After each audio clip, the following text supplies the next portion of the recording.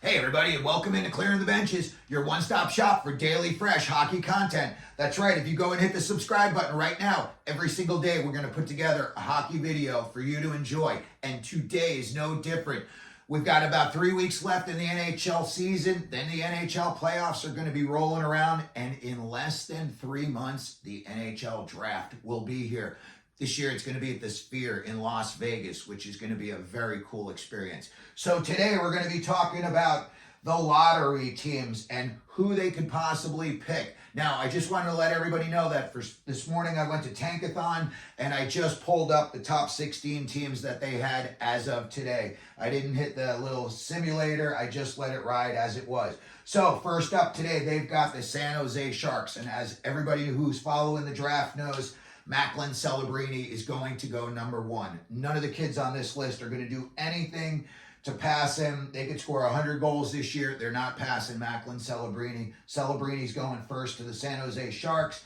And the Sharks are starting to put together a little bit of a talent pool. It may be a little shallow right now. You might be swimming in the kids section, but Celebrini to go along with Eklund and Will Smith. A couple of years from now, that could be a trio that starts to do a little bit of damage in the NHL. Next up, we've got the Chicago Blackhawks, and I've got them taking Atryem Levshunov, the defenseman out of Michigan State in the NCAA. When you look at the Blackhawks, the D, I'm sure Connor Bedard up front would love to have Celebrini, but if he doesn't get him, you've got to look at D. They're rolling out guys like Jared Tenorti still, and in my opinion, Levshunov, even if you had to put him in next year and have him start playing at the beginning of the season, he's going to be better than Tenorti is, or some of the other guys that they've got playing back there now. So as much as they'd love to have some offensive help, listen, either way, you're getting Celebrini or Levshunov. You're coming out a winner. So third up, we've got the Anaheim Ducks. Pat Verbeek is their GM. When he played, I think he was a 500 goal scorer. He was like a bowling ball with knives. You didn't want to be anywhere near this guy when he was on the ice. He was just detrimental. He was going to take the puck away from you. He was going to hit you. He was going to score. And if he didn't like the way you looked at him, he might fight you. So I could see Anaheim moving on, first of all, from Trevor Zegras. I don't think Zegras is a Pat Verbeek type of guy. I know that he was injured for most of the year, but his numbers were just horrible before that. I think he only had a couple of points in like 14 games. And at one point they said he was only on par to score like 15 points the entire season. He just came back from an injury last night. We'll see if, maybe he can put together a little bit of something. But I think this offseason, if Pat Verbeek has the opportunity, he's going to unload Trevor Zegras. And I think a guy that Pat Verbeek would love to have, I'm sure he would love to have Celebrini, but I think he would rather have Caden Lindstrom than he would have Levshunov.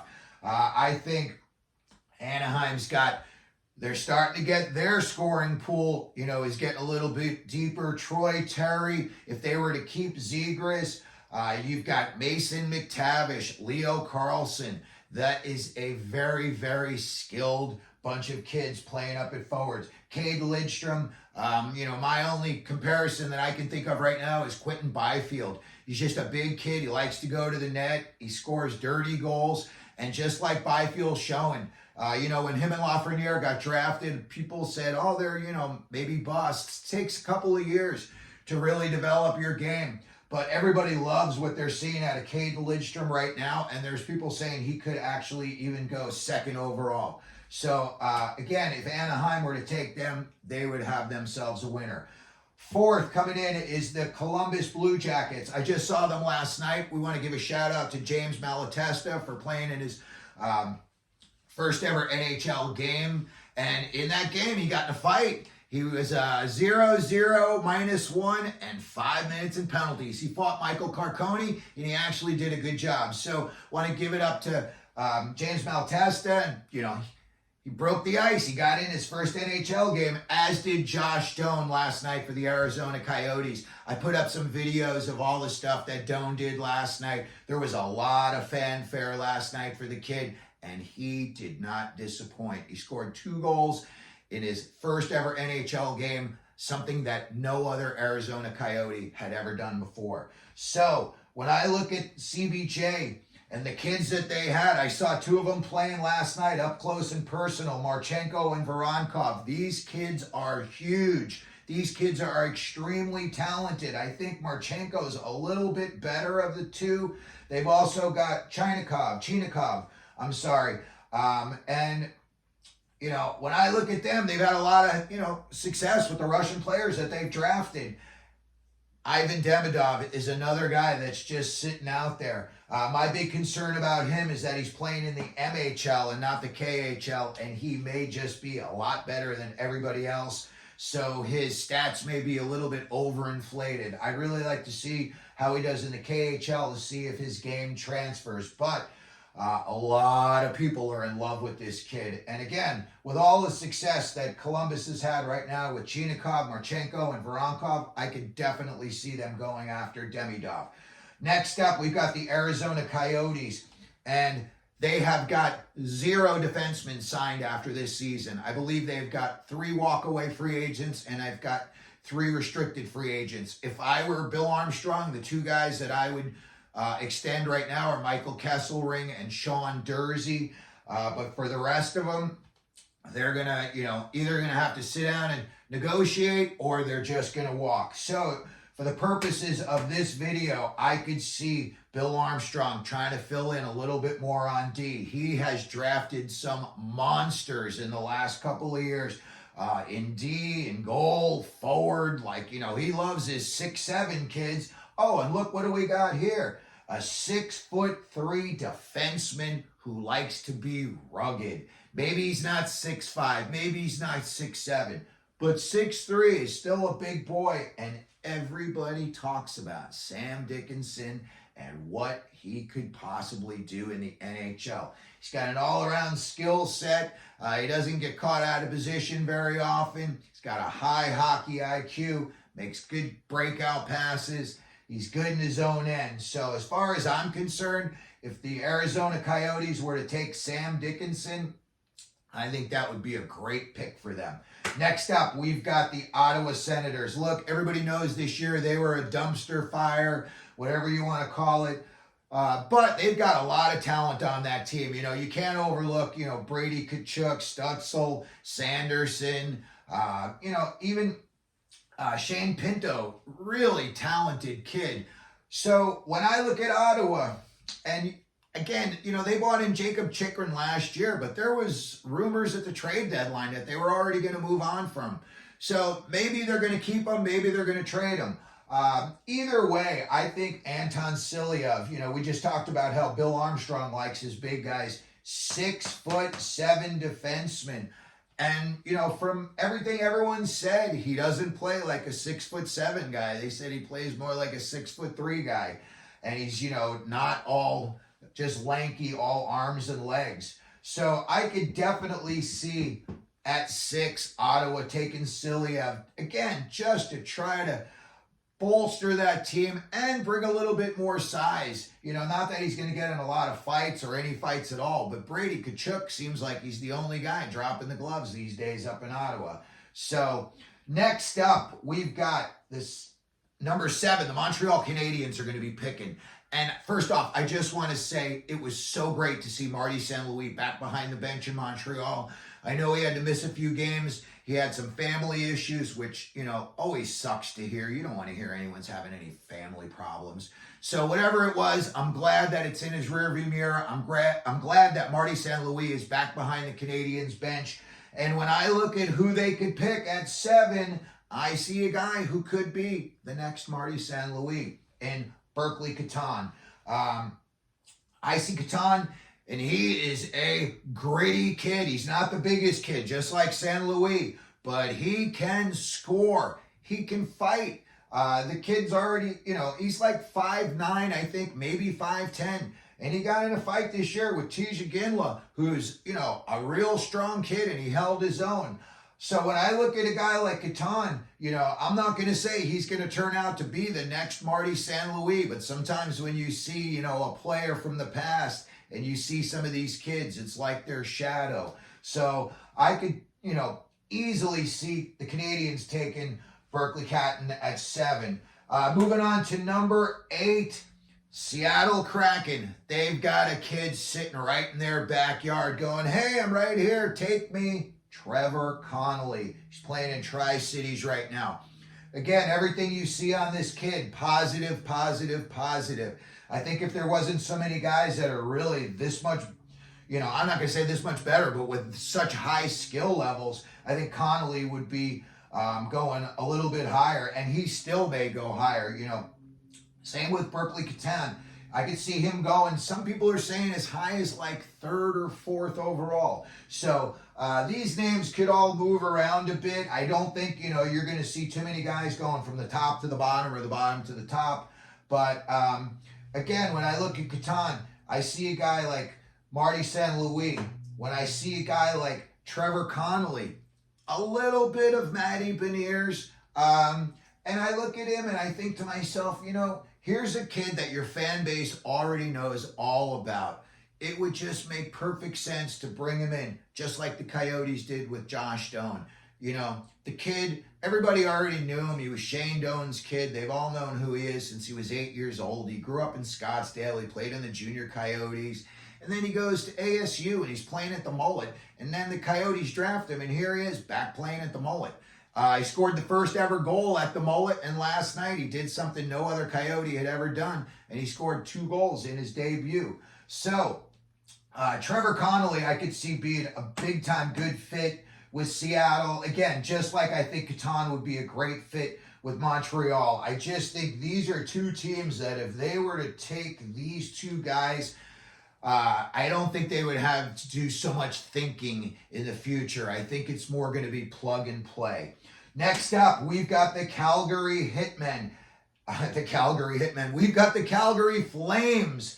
And I would have them taking Jarome Iginla's son. I know a lot of people think he's down around the number 20 mark, but I don't think so. I just can't see Calgary passing on the son of, basically the face of your franchise. When I think of the Calgary Flames, you think of Lanny McDonald and you think of Jarome Iginla and Mika Kiprasov for me. So, nobody wants to be the GM that gets known as the guy who passed on the superstar, especially someone with the last name Iginla in Calgary.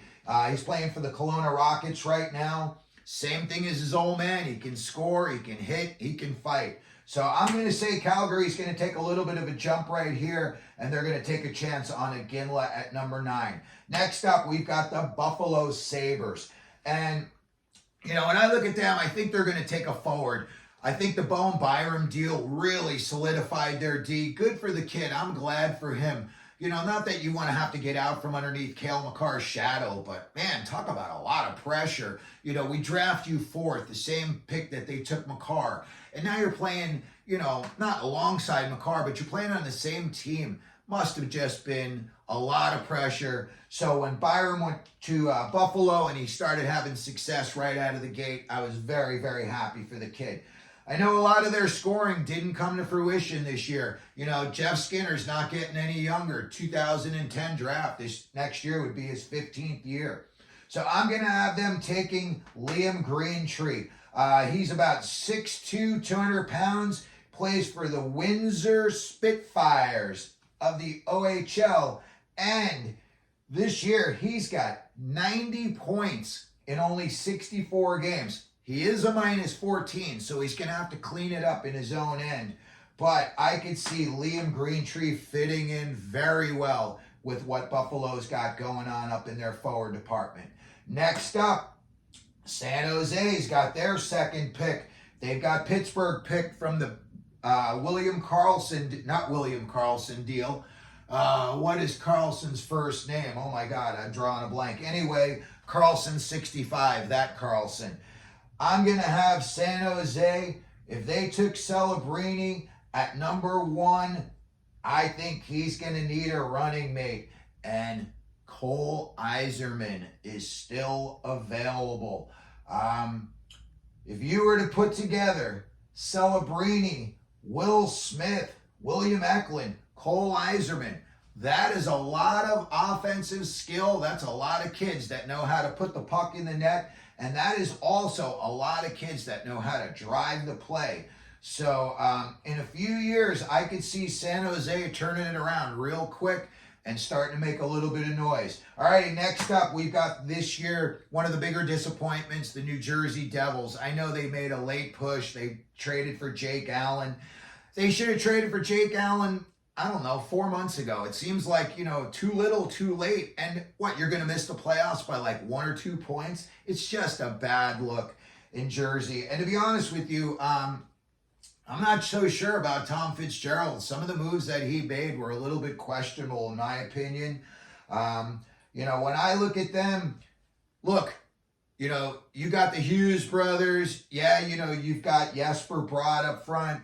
Look, that is a lot of talent. And I think if they were to go with a guy, I think they like that run and gun style in Jersey. I think they want that up tempo. So I'm going to have them taking Zeev Buium out of Denver, the defenseman, offensive defenseman. The kid can skate. He can shoot. He's really just a good skater. And, for a defenseman, he thinks like a wing. He's one of those guys, he's going to jump in the play if he has the opportunity to.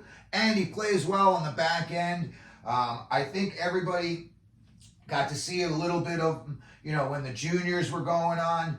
And I really like the kid a lot. I just think that he would be a great fit in Jersey. Look what they've got. Nemitz coming up. He's playing this year. They had to kind of force feed him. Pretty sure he could have used another year in Utica. But for the purposes of this video, we're going to have the New Jersey Devils taking Zeev Buium.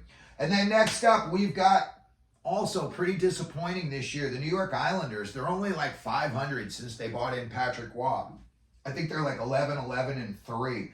I think they're going to need to improve their defense. I know they've got a lot of firepower up front. Barzell and Bo Horvat, and especially Horvat proved himself this year that he was, worth that trade. So I could see the Islanders bringing in a guy like Zane Parekh, having him play on D for them. He's playing for the Saginaw Spirit right now. And again, the Islanders have just kind of got a hodgepodge of defensemen, Pulak and Pelech. Noah Dobson, to me, could be the Islanders' best player. He's almost leading their team in scoring from the back end. And I would think that if they were to bring in a guy like Parekh, and you're going to put him out there with Dobson in the future, that's going to be a nice combination. And I think the Islanders, they're kind of like a defense-first mentality, so that would make sense for them. Next up, we've got the Minnesota Wild, another team that I thought would do much better this year than they did. Looks like the end is here for Marc-Andre Fleury. They didn't trade him at the deadline. I'm pretty sure he's a UFA at the end of the year. And the guy's had one of the most storied careers in NHL history. Name a guy in the NHL that people love more than Marc-Andre Fleury. Nobody doesn't like that guy. So first off, what an awesome career Fleury's had. But when we look at the Minnesota Wild, and if they were picking at number 14, I could see them taking Carter Yakimchuk, 6'3", out of the Calgary Hitmen. And in that Western Hockey League, that is some rock'em sock'em hockey up there. That is a lot of fights, a lot of hitting, a lot of dirty goals. I know some of these other leagues, there's a little bit less hitting, more skill level.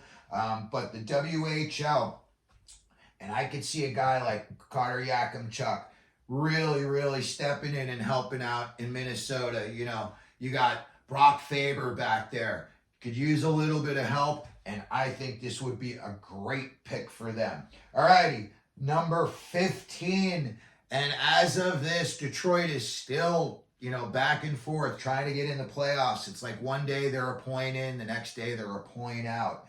I could see Detroit taking Konsta Helenius. He's playing in Liga right now. This kid's got an all-around skill level. There was a lot of talk about him recently. He's one of those like 5-star tool guys. He can kind of do it all. He's gritty. He can score. He's going to need a little bit of work on his back checking and, his defensive zone stuff. But as far as being a guy that I could see, you know, coming in and playing with other guys who have high skill levels, you know, now you got DeBrincat there, Dylan Larkin. To me, Dylan Larkin, you know, stirs the drink in Detroit. As much as they thought it was going to be Kane, it hasn't really worked out. Kane's played very well, but it hasn't worked out in the big picture. So again, I could see Detroit taking Consta Helenius out of Liga. And then finally, last up on our 16 lottery teams, we've got the St. Louis Blues, and I've got them taking Matvei Sharavan. Sorry about that one. And he is a 6'2", 172 defenseman, but he's also playing in the MHL, which is the league below the KHL. He's doing really, really well. A lot of teams have him ranked much higher up. But again, it's just my thing, you know. It's like you're taking a kid who's got big AHL numbers and you're going to try to compare him to a guy who's got big NHL numbers. That's just how I think of it when I think of the MHL and the KHL. But this kid here, Sharavan, I think he would be a great fit in St. Louis. You know, they've got some older guys on the back end there, and they're in a little bit of transition. But with their recent, you know, surge, I could see them having a comeback year next year, and in a couple of years, I could see them, you know, really being playoff contenders on an annual basis. So that's going to be it for our video today. I just wanted to talk about the top 16 kids, some of the names that we might, you know, see get picked at the Sphere in June. Let me know what you think. Let me know if you've got a favorite player that you think is going to get drafted this year. Let me know where you think he's going to get drafted. Who do you think is going to get drafted? Who do you think will take them? And as you could, please hit the like button, hit the subscribe button, and as we always do here at Clearing the Benches, let them know you're out there.